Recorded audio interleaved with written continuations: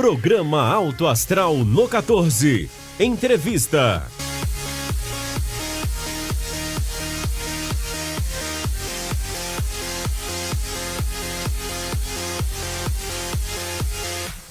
Olá, sejam bem-vindos a mais uma edição do programa Alto Astral no 14, contagem regressiva para a edição de número 200, essa é a edição de número 184.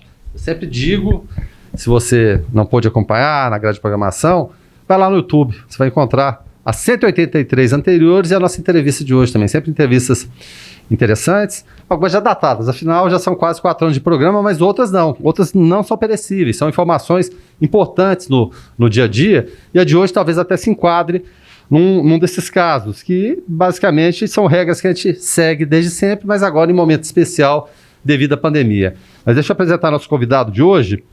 Ele é médico oftalmologista, o Dr. André Pena, ele é do OA, Hospital Oftalmológico de Anápolis. Só para lembrar um pouquinho o amigo assinante, a gente já teve outras pessoas do OA, outros profissionais estiveram aqui, Dr. Fábio Caiado, oftalmologista também, deu entrevista para a gente, doutora Ilana Pinheiro, também fisioterapeuta, falando da importância das equipes multidisciplinares, mas hoje vamos falar então com o doutor André Pena. Seja bem-vindo aqui ao Canal 14, doutor André. Muito obrigado, Guilherme. Um abraço a todos que estão assistindo aí pelo Canal 14 e pelo canal do YouTube do programa. Coisa boa, coisa bacana. Eu sempre pergunto para os convidados o que levou àquela determinada profissão. Uhum. No seu caso, oftalmologia, já tinha alguém na família? Ou de repente está ali terminando o antigo segundo grau, né? Hoje ensino médio, a minha época era segundo grau, né? Ensino médio, puxa vida, o que eu vou fazer da vida, isso, aquilo, o que levou ao final o doutor André para os caminhos da medicina e da oftalmologia. Interessante, não teve esse momento do segundo grau não, sabe? Realmente não tenho nenhum parente mais próximo que é oftalmologista, mas durante a faculdade, né, quando a gente passou pela cadeira da oftalmologia, aqui na Universidade Federal de Goiás, realmente nós nos encantamos pela especialidade, pelo fato de ser bastante resolutiva, né? Então tem a parte clínica do atendimento com o paciente, que também eu acho bastante motivador e agradável, associado com a resolutividade, né? Que é uma especialidade que você consegue resolver muito rápido, você tem procedimentos, né? Opera, né? Então me encantou e certa vez fui sofrer uma cirurgia no olho. Porque eu ia perguntar, porque parece que o oftalmologista não usa óculos. Eu não tenho interessado em nenhum que usasse óculos, mas vai lá, conta a sua história. Ou ele não usa ou ele decora as letras, né? Então, tá certo. Talvez seja isso também, né? Mas eu fui sofrer uma cirurgia no olho pelo Dr. Augusto, e nesse dia em diante eu falei, nossa, interessante, né? Sim. E a partir daí, graças a Deus, deu tudo certo para a gente estar aqui hoje. Já sou oftalmologista. E se perder a conta, porque tem tempo. Mais ou menos, 12, 13 anos, mais ou menos. Isso é coisa boa, né? A gente sempre pergunta porque, assim, a gente procura ir além do aspecto simples, né, da entrevista, como o senhor falou, que gosta desse contato pessoal, a humanização de tudo, né? Sim, hoje está tudo tão em falta, parece tudo tão distante, né, em relação a redes sociais, as pessoas têm milhares de amigos, mas quantos amigos são de fato, né, que as pessoas têm? Esse aspecto humano é muito importante, que coisa boa saber desse aspecto particular da sua vida, viu, doutor André? Que isso. Bom, lá, vamos falar então de tempos de pandemia. Existe algum estudo, é claro que Covid é uma doença nova, de alteração ocular em relação à pandemia, ela poderia provocar alguma alteração em relação das que a gente já conhece? Sim, sim. É importante a gente frisar, né, e lembrar que o primeiro médico que fez o diagnóstico, né, da pandemia, da síndrome, né, provocada pelo Covid-19 foi um oftalmologista lá na cidade de Wuhan. O chinês, né? O chinês. Inclusive fala, não, tá falando besteira e tal, né? Segura aí. Né? Que a gente entende como é que é o sistema. Sim. Então, assim, por alterações oculares, né? E hoje em dia, já com 1 ano e meio da pandemia, do conhecimento dessa doença, já existem alguns relatos de algumas alterações, algumas inflamações nos tecidos mais internos do olho, né, na úvea, que é a uveíte, provocada pelo vírus, algumas alterações de retina também, alterações que podem até levar a prejuízo visual. E no que se refere à questão de sequelas, é muito interessante, nós estamos percebendo também alterações no grau, sabe? Então, alguns pacientes com dificuldade, né, súbita na leitura de perto, e em alguns casos até estrabismo, né? Aparecendo. Acredite-se, né, pela possibilidade, né, do acometimento neurológico que o vírus pode causar em determinado paciente, né? Então, a oftalmologia entra também na gama aí de especialidades que pode auxiliar no melhor diagnóstico e no tratamento desses pacientes, né?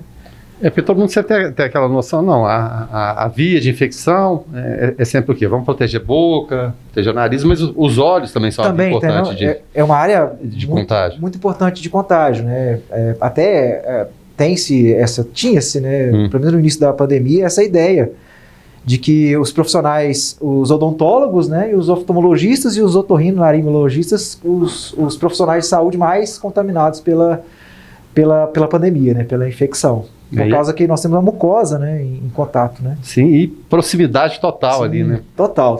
O exame, ele é muito próximo do paciente, né? Então, até no relato do dia a dia, é claro, o OA toma todas as medidas sanitárias, todas necessárias, todas cabíveis, é bom a gente sempre frisar isso, e como isso é importante, é fundamental. Sim. Mas no dia a dia, então, já é perceptível isso de relato de paciente que passou pelo Covid e notou alguma anomalia. E, doutor, de repente eu já até usava óculos, mas de uma hora para outra ficou ruim, Igual, eu sou míope, daqui para mim beleza, passou daqui, já complica. Sim. Mas já teve algum relato desse no dia a dia, com o senhor ou com alguém da equipe? Sim, hoje faz parte, né, do nosso interrogatório, né, quando a gente pergunta para os pacientes. Aquele checklist lá, teve Covid, né? Teve Covid, e já tivemos pacientes com algumas alterações mesmo, provenientes desse vírus. Maioria delas tratáveis, e a maioria delas até com resolução espontânea, inclusive. Né? Então, é algo que ainda está se tateando ainda. Né? Mas pode ter, de repente, uma resolução espontânea. Pode. Foi lá e acontecer. Foi lá, aconteceu, a dificuldade de perto, depois passou um tempo, esse grau voltou, essa capacidade de acomodação voltou, o estrabismo depois de um tempo. Nós já tivemos pacientes, né, do início da pandemia para agora com a recuperação total, né? O estrabismo é popular, para a gente traduzir, o vesgo? Isso, seria... o olho torto, o popular olho torto, exatamente. Sim. E aqui sem bullying nenhum, gente, usando, assim, palavras do dia a dia. Para compreensão, né, o desalinhamento dos olhos, né? Porque eu sofri muito bullying, né? Olha o 4 olhos aí, isso era muito comum na escola, mas, enfim, são coisas do dia a dia. A gente está aqui, eu, né, usando telas, o senhor no seu trabalho no dia a dia, as pessoas, ou mesmo até aquelas que não necessitam tanto profissionalmente do celular, de um tablet, do computador, isso é raro, mas acontece, mas estão ali ligados o tempo todo. Isso está provocando uma onda de problemas visuais. O que está acontecendo? Especialmente crianças, né, jovens, porque a gente sempre via, vai começar a usar óculos, você tem algum problema muito sério, já na idade mais avançada. Hoje a gente vê crianças, jovens, usando óculos. Tem provocado alguma diferença no dia a dia? Sim. E até a questão da pandemia, ela nos ratificou essa noção que a ciência, né, que a oftalmologia já havia detectado, né, do aparecimento desses graus, né, graus negativos, como a miopia, principalmente, pelo uso das telas, né? O uso da visão de perto, o exagero do uso do celular, né? A gente usa muito celular hoje em dia. O nosso mundo hoje, ele está privado a esses 30 centímetros, 50 centímetros de distância. O universo está ali, né? Está ali, né? De noite, né? Quem não fica zapeando lá no Facebook, né? No Instagram, até de madrugada, às vezes. E isso levou uma tendência ao crescimento dos casos de miopia no mundo. Pra você ter uma ideia, antes da pandemia, bem antes, já uns 10 anos, já alguns estudos demonstram que, por exemplo, dentre os universitários japoneses, que é o pessoal que usa bastante tablet e celular, 98% deles eram míopes. Sim. Né? Então nós estamos com uma pandemia de miopia. E hoje, com a pandemia, com o home office, com as aulas virtuais das crianças, né, nós estamos percebendo muito o aumento desses graus. E também o aparecimento dessas miopias, desses graus negativos que a gente fala, né, que é o tipo do grau, em crianças e até em pacientes que já passaram da idade de precisar de um óculos para miopia. Você passou a vida batido, né? Aí de repente...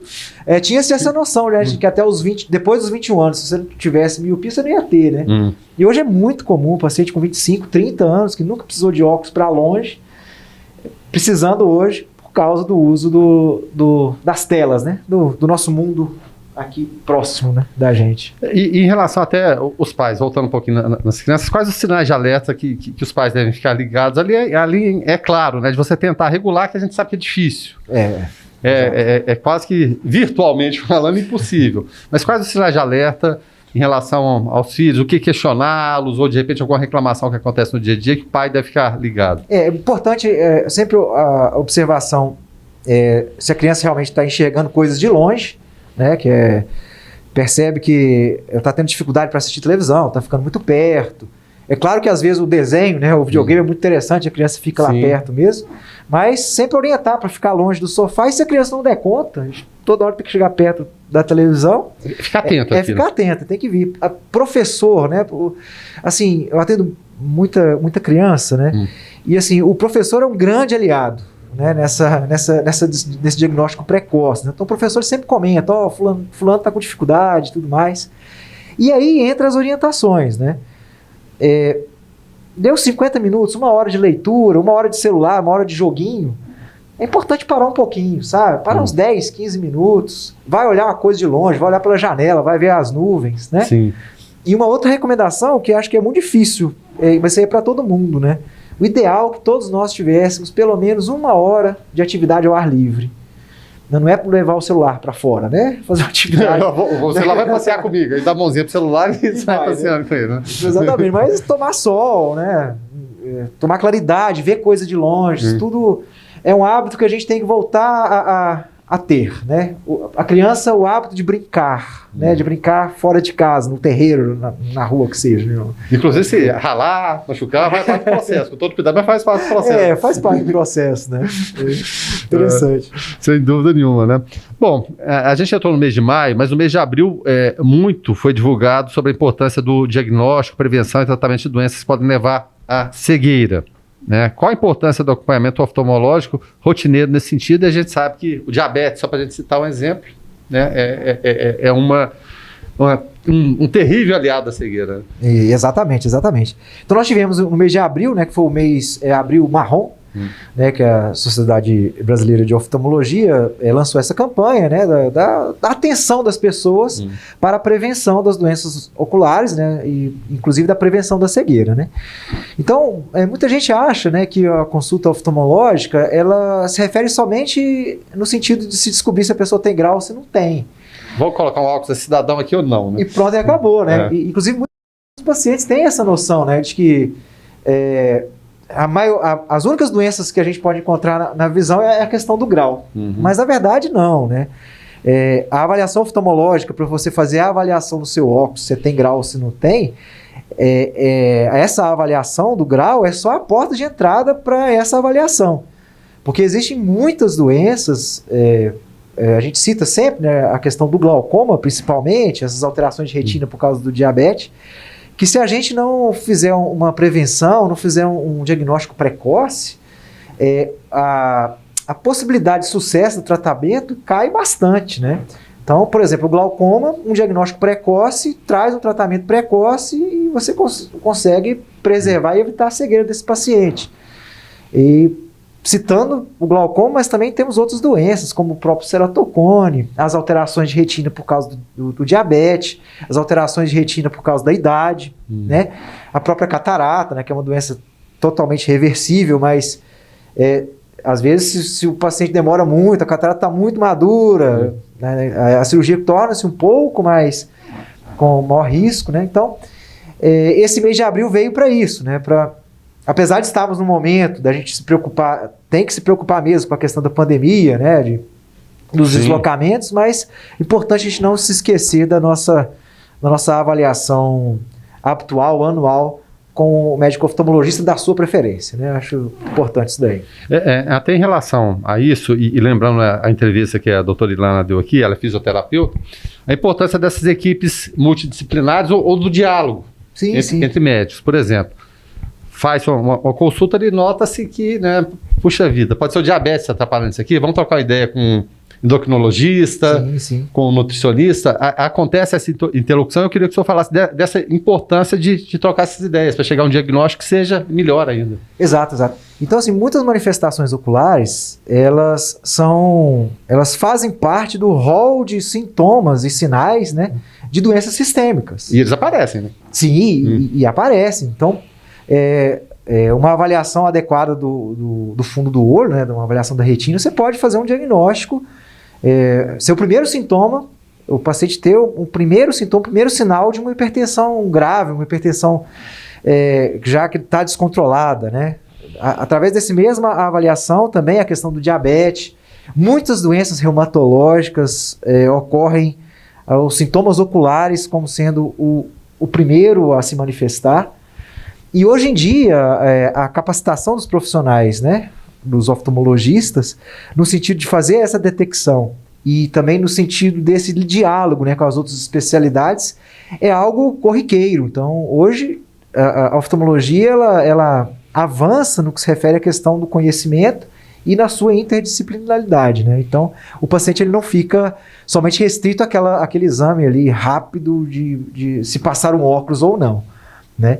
E aqui em Anápolis nós temos, já estamos num patamar de medicina, né, que é fácil a gente encontrar um subespecialista, um médico realmente específico, né, especializado em determinada área. Então, aqui em Anápolis pode-se dizer que estamos bem cobertos no sentido dessa avaliação integral do paciente. E o é uma dessas referências, graças a Deus. Eu agradeço muito os anos, né, e a oportunidade de trabalhar com a nossa equipe lá, né? Então, temos uma equipe multidisciplinar, uma equipe, até dentro da oftalmologia, nós temos todas as subespecialidades lá no hospital. Então, a gente fica muito tranquilo de atender naquele local, né? Eu vou citar até o caso particular da minha sogra. Ela foi atendida lá e um dos destaques foi o que a gente falou no começo, tratamento humanizado. Ah, sim. Humanizado. Esse primeiro atendimento, doutor, ele é fundamental, acho que até para acalmar o paciente. Desde o pessoal que está ali, naquele primeiro momento, seja atendente, quem vai encaminhar, tranquilizar a pessoa. Isso é muito importante, acho, principalmente para os mais idosos. Então fica aqui a minha referência, a reverência e a gratidão em relação ao tratamento que deram para ela lá. Tá? Muito humanizado, muito bacana. Tá? A gente falou aqui de miopia, talvez seja a mais falada, a mais comum, mas quais são as doenças oculares mais frequentes e que necessitam da nossa atenção? É claro, o senhor falou da miopia, se eu quiser retomar a questão da miopia, mas as mais importantes, catarata, enfim. Sim, Bom, as mais comuns mesmo, né, são as que a gente fala que são as ametropias, né, que são os graus, né, de óculos, né? Então nós temos a miopia, que é a dificuldade para se enxergar de longe. Nós temos a hipermetropia, que é a dificuldade, né, e a dor de cabeça para ler de perto. O astigmatismo, que temos a distorção das imagens. A vista cansada, né, depois dos 40 anos. Todo mundo vai ter o braço curto, a não ser os míopes, né? Porque os míopes... Você vê que eu tenho braço longo, mas eu enxergo bem de perto. De longe aqui não dá, não. Só com esse aqui, ó. O míope, ele é bom de perto. Ainda bem que tem alguma coisa boa na miopia, pelo né? menos isso, né? Então, os graus, né, é o que a gente mais encontra no consultório.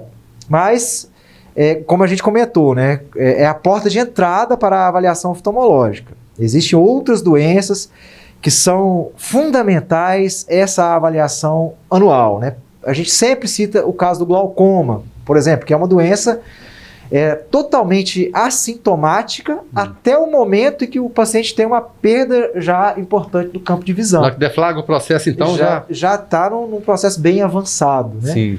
É uma doença silenciosa cujo diagnóstico ele exige um acompanhamento, o diagnóstico precoce exige esse acompanhamento, às vezes de anos, né, para você poder fazer esse diagnóstico. E é uma doença que, se caso você não fizer o tratamento precoce, quando dá o sintoma já está ruim para enxergar mesmo de forma irreversível, né? As alterações de retina, então todo paciente diabético é muito importante esse acompanhamento anual mesmo, né? Porque quanto antes nós fizermos o diagnóstico das alterações retinianas e mais rápido o tratamento, melhor a sobrevida da visão desse paciente, né? E nós temos outras as síndromes, né? Olho seco é algo muito comum aqui na nossa região. E ainda mais nesse clima agora? Agora, a partir de agora, é uma queixa muito comum do consultório, né? Então, é algo que é desconfortável, né? Hoje, os tratamentos já melhoraram bastante nesse sentido. Então, assim, várias são essas doenças. A catarata, né, depois dos 60 anos, né, quase que 90% da população vai ter alguma coisa de catarata, que é uma causa, a principal causa de cegueira reversível, né, que existe. Então, a gama, né, o leque de situações que podem interferir na nossa visão é muito grande, né? E a grande maioria dessas doenças, o diagnóstico precoce, ele ajuda demais na resolução dos quadros, né? Ajuda demais no combate à cegueira, né? Vamos dizer assim. Eu vou citar um exemplo da área esportiva. Eu sou muito ligado nessa área esportiva. Teve um jogador lá nos anos 70, o senhor é bem jovem, deve lembrar pelo nome, Tostão. Ele teve que encerrar a carreira. Eu não sei se o termo adequado é deslocamento ou descolamento da retina por conta da bolada. Descolamento, isso. Esse tipo de situação ele só pode acontecer, igual o caso dele, foi uma ação externa, uma bolada que ele levou, ou pode acontecer no processo natural sem que seja um trauma, assim? Isso, pode acontecer de forma natural, né? No caso do Tostão, só relatando, eu sou cruzeirense, né? Então conheço. Não, e logo para quem que eu fui perguntar? Mas eu ter perguntado antes, o senhor se tornou médico, qual o time que torce, então ele não vai lembrar do Tostão, né? O doutor Eduardo, que virou médico posteriormente. Exatamente, né? E é um grande cronista, meu Deus. Exatamente. Inteligência fantástica. Inteligência, uma fala fácil, né? Muito, e até corroborando, né, a sua classe, né, no campo. Sim. Né? Meu pai é fantástico. Muito fã dele. Mas assim, voltando à questão do descolamento de retina, ele pode ser ocasionado por esses traumas, né, como o caso do Tostão, mas em muitos casos o descolamento ele ocorre de forma espontânea, principalmente em pacientes com miopia alta, sabe? Então, olha que interessante. O que seria o alta, que me preocupou agora. Eu 2,5 negativo, seria isso. Sim, então, assim, todo paciente acima de 4 graus, é importante fazer um mapeamento de retina todo ano, sabe? Sim. Porque muitos desses descolamentos de retina, eles apresentam, né, antes de acontecer, algumas alterações no fundo do olho que você pode corrigir com laser, sabe? Fazer alguns procedimentos que podem evitar essa situação. E realmente é muito dramático, né? Às vezes o paciente, poxa, tá tudo bem e de repente aparece uma mancha na visão e é um descolamento de retina. Hoje em dia, é claro que as cirurgias, né, são bem mais modernas do que na época do Tostão, mas quanto antes o diagnóstico, quanto mais cedo, melhor o tratamento. Né? A gente sempre bate nessa tecla aí. E nós somos parceiros do sofrimento. Eu torço pro Cruzeiro, eu torço pro Botafogo. Então nós somos parceiros esse ano na Série B, com os vascaínos também, nos solidarizamos aí.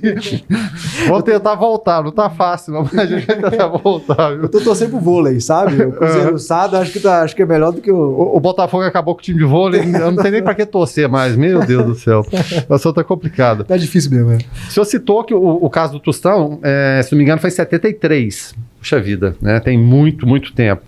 Mas essa tecnologia, ela, evidentemente, é claro que ela avança. Como que é esse aprimoramento de vocês também da área? Porque eu imagino que um oftalmologista naquela época, ele, de repente, nem conseguiria trabalhar hoje. É claro, teria toda aquela base, mas o lidar com essas tecnologias no dia a dia, como é que está? Guilherme, você tocou num ponto fundamental. Nesses últimos 10 anos para cá, a oftalmologia ela cresceu muito no que se refere à questão da aparelhagem. Né? Então, hoje, o que se faz hoje é muito diferente do que se fazia há 15 anos atrás, no que se refere à questão da tecnologia. Você viu, eu estava falando dos anos 70, você está falando de 15 anos atrás, que é ontem praticamente. Exatamente, e variou muito, e evoluiu muito. Né? Hoje em dia, os exames, né? a capacidade de definição dos exames, a capacidade de tratamento, né, de área de tratamento nas questões oftalmológicas, elas se referem a uma escala de micrômetros, sabe? Micrômetros é 1 milímetro dividido por 1000. Né? Então, essas tecnologias, elas favorecem diagnósticos precisos, diagnósticos eficientes e tratamentos extremamente eficientes e pouco invasivos. Então, a tecnologia vem trazendo um arsenal de diagnóstico e um arsenal de tratamento que nunca se imaginou há 15 anos atrás. Entretanto, como você falou muito bem, para o manuseio dessas tecnologias é muito importante e já é uma tendência consolidada dentro da oftalmologia, as subespecializações. Né? Então, hoje, é muito difícil, né, um oftalmologista terminar residente e ele não fazer pelo menos 1 ou 2 anos de aprimoramento. Justamente para poder se utilizar da melhor forma possível dessas tecnologias. Porque, realmente, às vezes a gente pode pensar assim, não, mas o laser faz tudo. Não é assim. Por exemplo, a gente trabalha muito com cirurgia refrativa, né? A análise, para a gente poder indicar uma cirurgia refrativa, a gente avalia mais ou menos 60 itens dentro de um exame, né? E aí você tem que encontrar o bom senso, né? Aí você tem que encontrar a humanidade, né? O fator humano, o diálogo ali. O diálogo para você se utilizar daqueles dados, né? Para você fazer uma medicina de ponta, mas uma medicina humanizada e sair desse tecnicismo, né? Que muitas vezes é muito relacionado só com aquela questão financeira, né? Então o desafio da oftalmologia, e hoje a formação do oftalmologista, ela preza muito para o conhecimento específico e fundamentado, mas também para a avaliação do paciente como um todo. Acho que isso aí juntando essas duas asas aí, o pássaro voa, né? Sem dúvida nenhuma, alça voa, né? Essa interlocução acho que é fundamental, trocar ideias. E como a gente falou desde o início, o fator humano, é o diagnóstico. E sem querer fazer uma comparação. O olho clínico. Sim. O olho clínico é fundamental, né? Exatamente. Porque, assim, atrás do olho, né, nós temos o olhar. Sim. Então a gente não pode esquecer disso. Isso aí não é mensurado. Máquina nenhuma mensura isso. Não consegue. A máquina nos ajuda se a gente tiver um interesse em olhar para o olhar. Né? Sim. Olha os meus olhos aqui. Vamos lá. Bom, a gente vive num país tropical, o sol aqui incide muito, e a gente está falando dessa época específica do ano, começa em maio, até setembro, outubro, enfim, quando começar a primavera, muito quente, muito calor, muitos raios solares, muita gente se preocupa, a gente já tocou nesse assunto de câncer de pele, mas os óculos precisam de proteção também. Sim. Em relação a óculos escuros, eles são de fato eficientes? Como saber se uma lente está protegendo de fato ou é somente uma coisa estética ali do dia a dia? Na verdade, a questão da incidência, né, da luminosidade dentro do olho, ela pode favorecer algumas alterações, principalmente retinianas, né, depois no final da vida. Né? Então, assim, você passa a vida inteira tomando sol de forma inadequada nos olhos e no final da vida isso pode trazer algumas alterações, inclusive reversíveis para a visão. Então, realmente, o uso de óculos escuros, né, esses controles ambientais, né, da questão da claridade, elas são realmente importantes. Agora, o óculos escuro é importante que ele não seja somente escuro. É necessário que ele tenha os filtros adequados para as radiações, principalmente para a radiação ultravioleta. Sim. Porque, por exemplo, se um óculos ele for escuro, mas ele não tiver o filtro, o que acontece? Pelo fato do óculos estar escuro, nós temos a nossa pupila, né, que é como se fosse aquela parte da máquina de tirar retrato, que hoje nem tem mais máquina de tirar retrato, né? O diafragma da máquina de tirar retrato.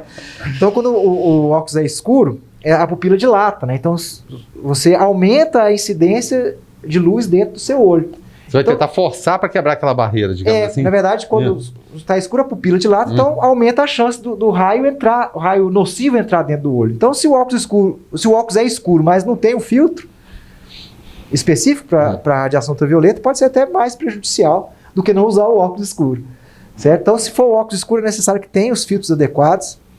Hoje em dia nós temos, né, vários serviços aqui na cidade, né, de óticas, né, todas muito conceituadas. Inclusive, essa rua que a gente está aqui, de um ano que eu não vim aqui no centro, né, por causa da pandemia, aí eu falei, nossa, realmente o comércio aqui em Anápolis é muito bom, né?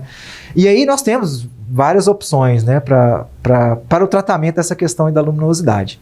Outra coisa também que é muito comum, como a gente comentou nessa época aqui, é a questão do olho seco também, né? Então, nós estamos numa região que é bem característica do olho seco mesmo, então, muito importante sempre lubrificação, muito importante sempre lembrar de piscar o olho, é importante essas orientações aí nessa época agora, de sol e de secura, né? Porque tem muita gente que faz uso indiscriminado também de colírio.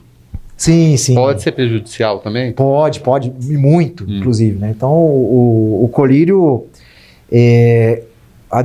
de forma adequada, ele tem que ser prescrito pelo profissional oftalmologista. Ele é o profissional que tem a noção, que tem o conhecimento para prescrever o colírio mais adequado para o seu olho, né? cada pessoa tem uma necessidade diferente, né?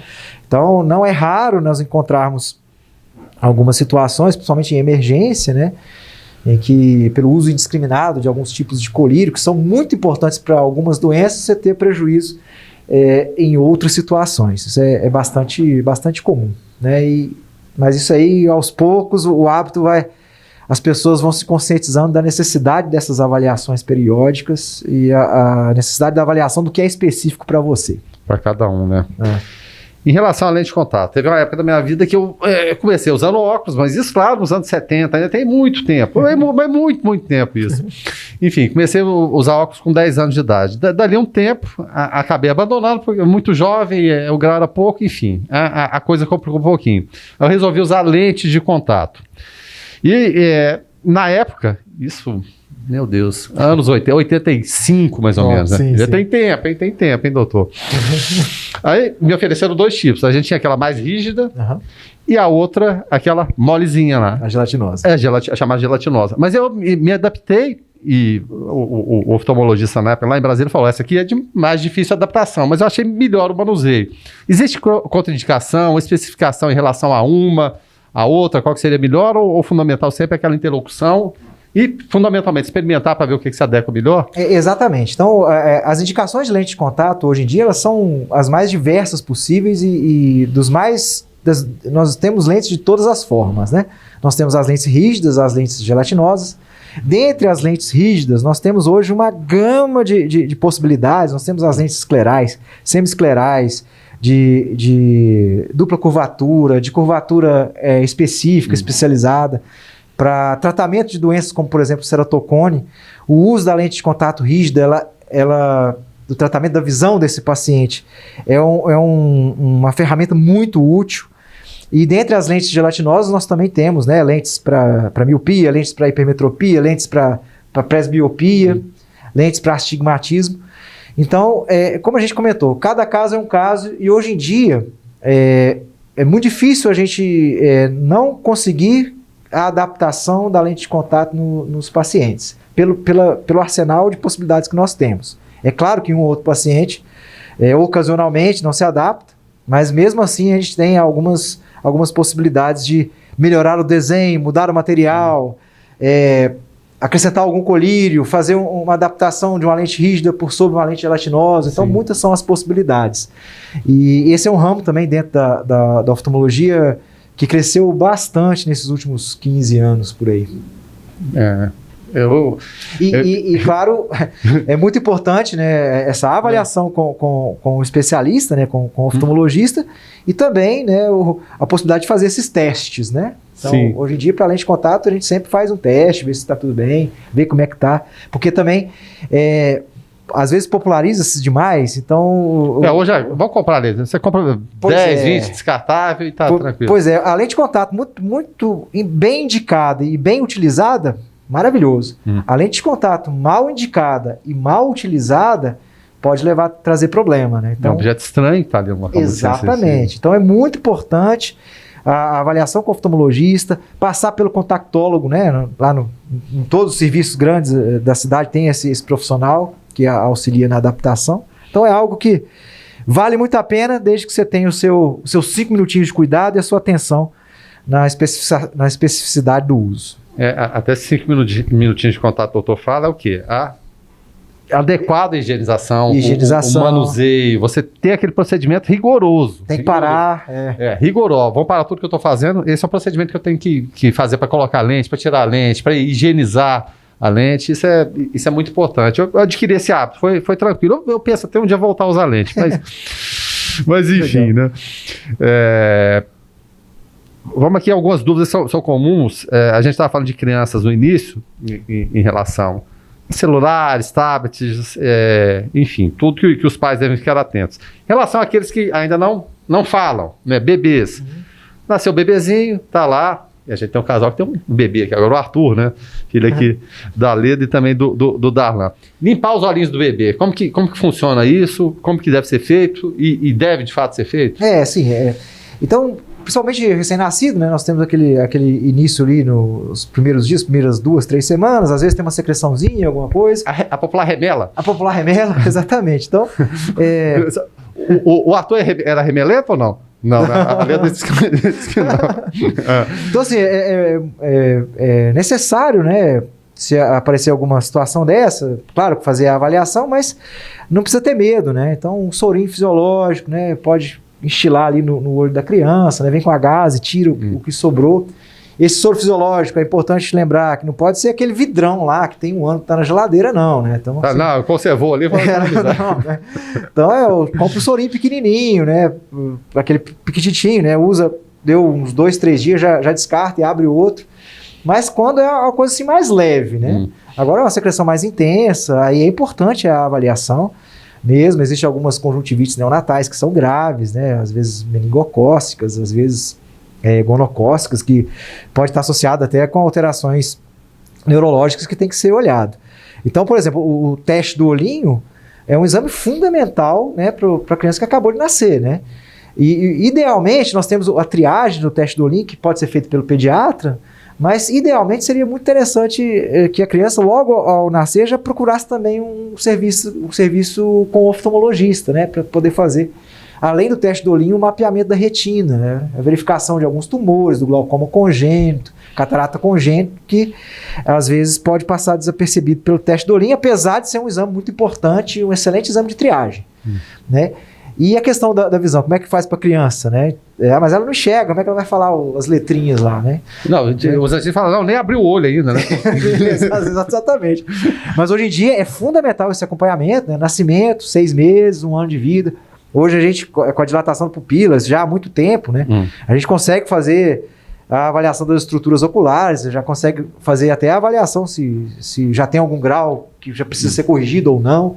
Né? Os estrabismos, depois de 4, 5 meses de idade, se o olho está um pouquinho torto, é importante essa avaliação, porque o estrabismo pode ser também o primeiro sintoma de uma coisa um pouco mais séria, né? Então, essa avaliação é muito importante. E se for lavar o olho da criança, um sorinho fisiológico, usa um pouquinho, descarta, abre o outro, vem com a gazezinha, devagar, sem medo, mas também sem muita coragem, né? Se ele engolir aqui, também não tem problema, não. Não tem problema nenhum, não. Tem problema não. Mas se persistiu aí a secreção, persistiu os sintomas, 1, 2 dias, 3 dias, 1 semana, importante demais a avaliação. Fator hereditário na questão da visão, dos problemas de visão, ele é preponderante ou nem se vai? Meu pai teve problema de visão, eu vou ter, ou minha mãe teve, eu vou ter também, ou não necessariamente? Em muitas doenças existe essa relação familiar, sim, né? Os graus, né? As miopias, principalmente as altas miopias, né? Tem geralmente uma relação familiar. O glaucoma também, uma doença que tem essa questão familiar. O ceratocone tem uma carga genética aí muito importante, então você tem na família, tem uma chance de ter mesmo, e geralmente essas doenças, né, e algumas alterações retinianas que são eminentemente genéticas mesmo, né, como a retinose pigmentar, doenças um pouco mais raras, né, mas que tem essa relação sim. Então, é importante a avaliação sempre. Tem que avaliar o tempo todo, né? Exatamente. O senhor falou um pouquinho no início, mas eu queria que o senhor reforçasse em relação à vista cansada. O que seria essa popularmente chamada de vista cansada? Não enxergava, agora não enxergo mais. Assim, todos os pacientes, todos nós, né? Depois que a gente atingir passados 40 anos, a gente começa a ter essa dificuldade de perto, né? O que acontece? Nós temos o nosso olho, nós temos um músculo lá dentro do nosso olho, que ele está em íntima associação com uma lente que nós temos lá dentro. E essa lente, ela dependendo da distância do foco, né, da distância de onde que você tem que ler, essa lente contrai ou ela relaxa para dar um foco de perto, porque o foco de perto é diferente do foco de longe. E depois dos 40 anos, esse músculo que faz essa atividade, né, dessa contração, dessa acomodação do cristalino, ele vai ficando fraco. Imagina o quanto ele trabalhou esse tempo todo. Pois são 40 anos trabalhando. Exatamente, e muito, né, todo dia, né? A gente está lendo que está trabalhando o tempo todo, né? o cristalino. Então, naturalmente, depois dos 40 anos, todo mundo vai ter essa dificuldade de perto, a não ser os míopes, né? Mas quando o míope coloca o óculos para corrigir a miopia, também fica ruim de perto. Então, a ametropia que vai acometer todos os pacientes todas as pessoas da população, né? Todas as pessoas. Então, a partir dos 40 anos, dificuldade de perto, esse grau ele é progressivo, de ano e meio ele aumenta um pouquinho, né? E hoje em dia existem esses tratamentos, né, com o uso do óculos, que é o mais consagrado, né? As lentes de contato também, elas podem ajudar bastante esses pacientes. Existem algumas cirurgias, a própria cirurgia refrativa hoje, em alguns casos selecionados, existe essa possibilidade da correção. E até quando o paciente vai ser submetido à cirurgia de catarata, também existe a possibilidade de tentar essa correção aí da vista cansada, né? Que é o grande desafio da oftalmologia. Não existe um tratamento ideal para essa situação, mas existem excelentes tratamentos para essa situação. Eu, no caso da miopia, apertar o olho, né? Você aperta o olho assim, aí parece que o foco melhora um pouquinho, né? Diminuir a entrada de raios luminosos no olho, Isso, né? exatamente. Funciona bem, igual eu vou fazer aqui agora. Muito Bom, né? vou falar aqui de visão dupla. O nome correto é esse mesmo, ela de fato existe, e a gente estava falando da questão neurológica. Sim, ela seria de fundo neurológico, oftalmológico, como que é?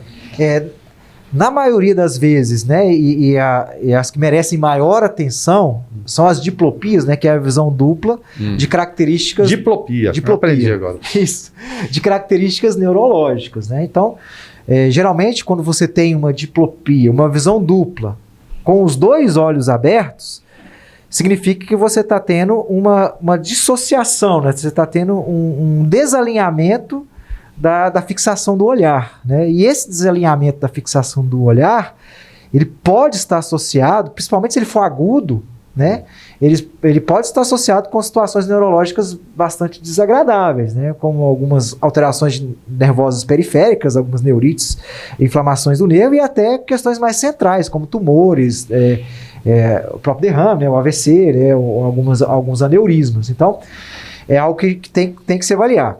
E existe também a possibilidade do paciente desenvolver uma diplopia, ou seja, uma visão dupla, no mesmo olho, né?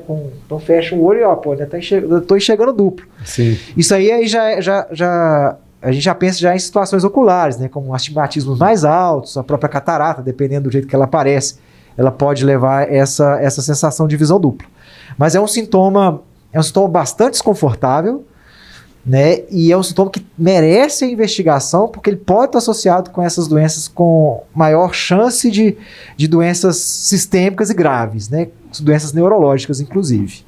E ele pode aparecer assim da hora para outra? Pode. A gente fala dessa situação de risco. Alguém está dirigindo, de repente, opa, peraí, tô vendo duas ruas, dois carros, enfim, qual que é o caminho correto a tomar aqui? Isso é um sinal de alerta, inclusive, né? Quando ocorre no adulto de forma aguda, de repente você não tinha nada, de repente começa a enxergar duplo, é muito importante essa avaliação, né? Com oftalmologista, com neurologista, né? Até com clínico também. Isso é fundamental. A gente estava falando aqui do diabetes, que alimentação inadequada que a gente tem está levando a uma verdadeira quase que epidemia de diabetes também. Exato. Muita gente comendo mal, né? Enfim. Mas qual o impacto da alimentação na visão, além do diabetes? Ou o diabetes seria o exemplo assim, mais clássico? O diabetes é o exemplo mais clássico mesmo, né? Esse descontrole aí da glicemia.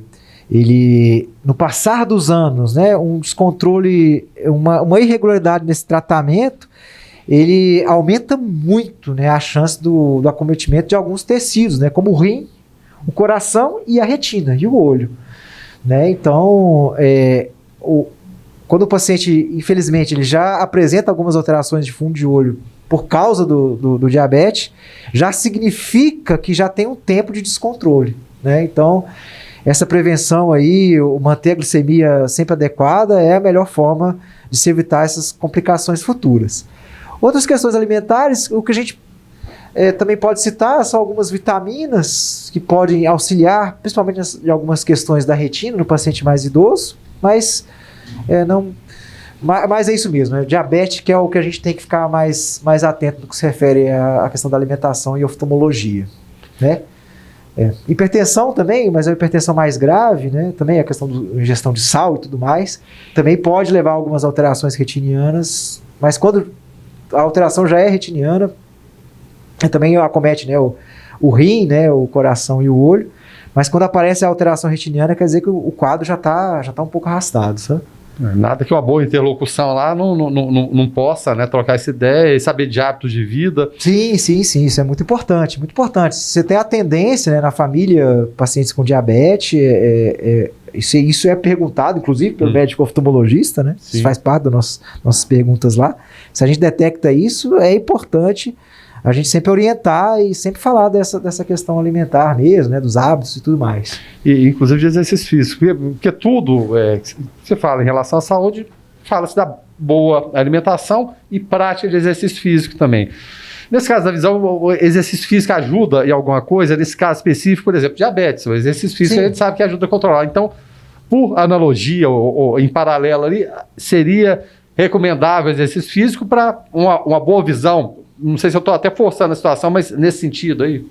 De forma indireta, sim. E de forma direta é o que nós comentamos também, né? Hoje em dia é necessário a gente fazer atividades ao ar livre, né? O exercício físico é uma excelente oportunidade, né, para a gente ficar a nossa horinha, né, fazendo uma caminhada, correndo, andando de bicicleta, jogando bola. Então, isso é o momento que a gente está olhando coisa de longe, está tomando sol, né? Observando, né, outras coisas. Observando além do joguinho do celular, né? Tá certo. Outra questão aqui que as pessoas perguntam ou falam muito. Meu filho não lê no escuro, não, que você vai prejudicar a sua visão. E hoje a gente vê muitas vezes, de repente tá quarto escuro e só a luzinha do celular ligada ali. Na minha época era o quê? Você lê o livro ali, de repente no escuro, a luz do abajur, mas é prejudicial de fato? Na verdade, o que se tem hoje, né, o que a gente percebe da questão prejudicial é mais o próprio uso do celular nesse momento, né? E o excesso, né?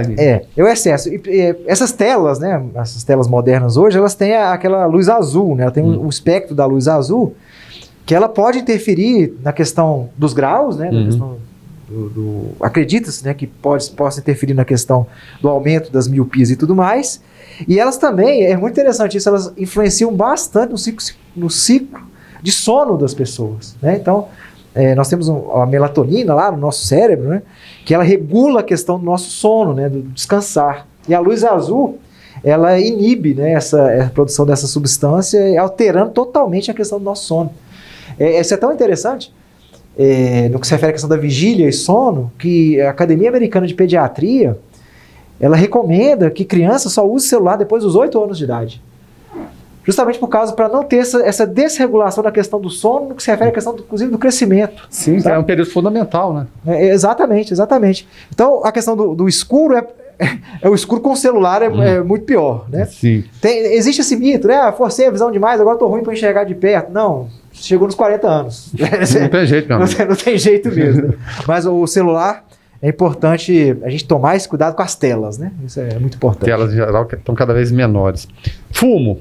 Muita gente relaciona fumo sempre, câncer de pulmão. Fumou, câncer de pulmão, enfim.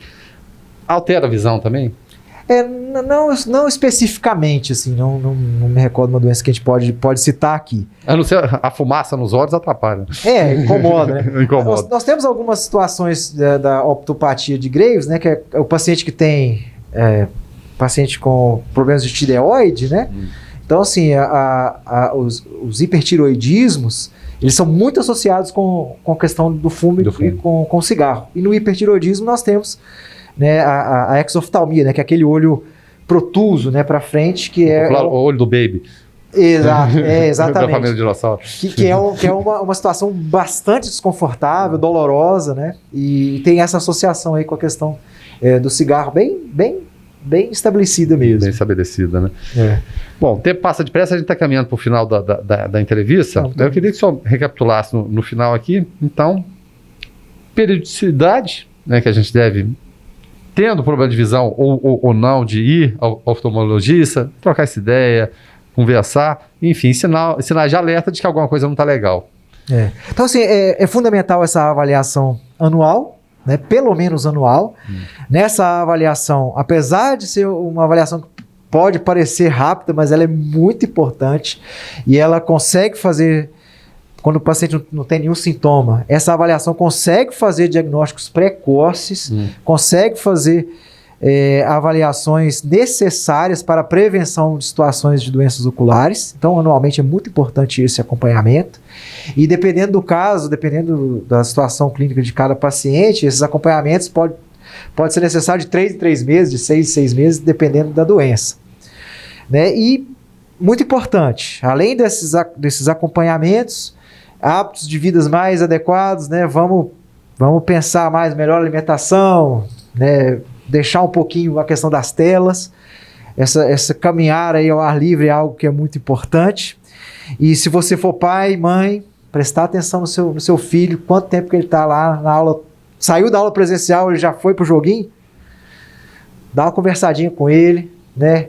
Tá sentindo dificuldade para enxergar, tem que procurar o atendimento. Então, essas aí são as recomendações gerais, né? O acompanhamento, eu acho que é a mensagem nossa aqui. Só um afinal, acontece muita gente ir lá, de repente não tem problema nenhum, mas sai com raiva, mas não é possível, eu preciso de um óculos. Nossa. Como que eu vou sair daqui sem os óculos? Eu tô com problema, acontece isso, é comum. Demais a conta, né? Existe o mito, né, do óculos de descanso, né? Pô, mas não vai passar nenhum óculos de descanso? Mas nem isso. Pois é. Mas assim, não existe óculos de descanso, existe o grau que o paciente tem, né? Então, se ele tem o meio grauzinho lá, se ele dá sintomas, se incomoda, beleza. Mas não tem nada. Não precisa usar óculos. Usa um óculos escuro com o filtro direitinho. Sim, já que quer usar? Vai usar, né? Mas graças a Deus que passou, foi tudo bem, né? Não precisou nem de colírio. Quer dizer que tá ótimo, tá pronto por mais um ano. Eu falei, esse doutor André, vou te contar, né? Não é nem óculos, ele pode passar. André, o senhor, a simpatia, coisa boa esse bate-papo aqui, foi muito bacana, muito esclarecedor. Foi uma delícia, eu agradeço demais aí.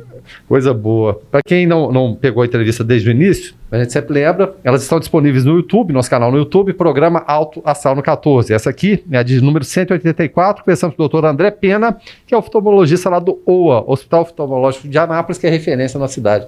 Doutor André, muito obrigado mais uma vez pela entrevista.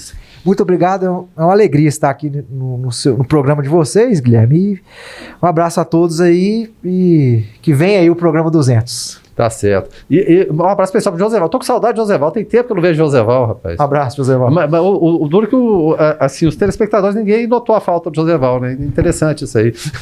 Brincadeiras à parte, é claro. A gente sabe da responsabilidade, da dificuldade que é o dia a dia do Joseval dos Reis Brito, nosso parceiro. A gente agradece o doutor André, nossos parceiros também aqui no programa, o OA, e os demais, sem os quais seria impossível a gente executar esse programa. Então, mais uma vez, um abraço e muito obrigado.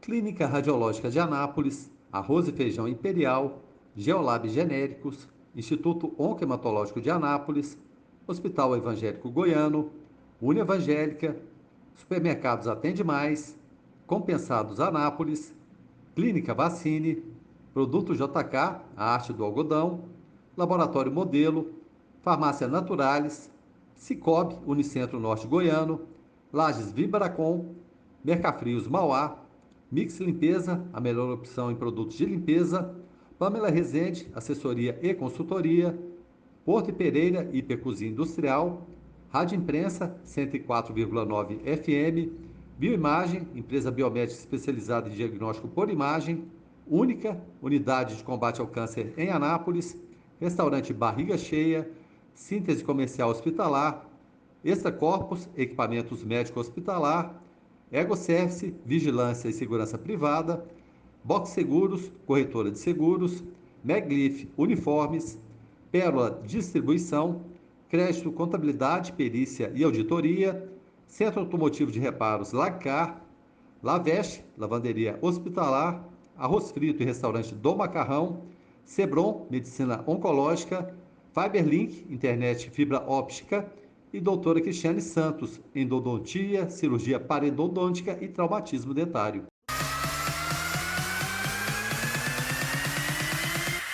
Programa Alto Astral no 14. Entrevista.